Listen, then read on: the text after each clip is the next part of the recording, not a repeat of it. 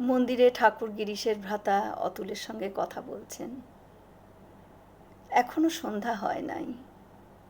অতুল হাইকোর্টের উকিল, একজন ব্রাহ্মণ প্রতিবেশীও সেখানে বসে আছেন। নারায়ণ রয়েছেন।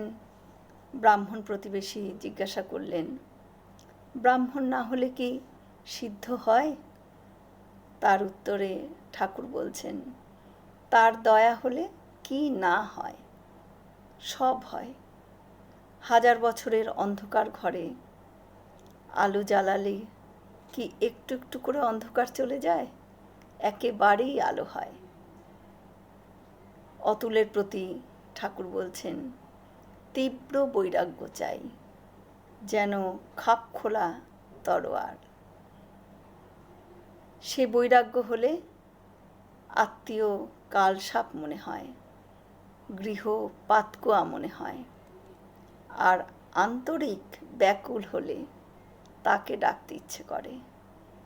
আন্তরিক ডাক তিনি শুনবেনই শুনবেন। জয় শ্রী রামকৃষ্ণ।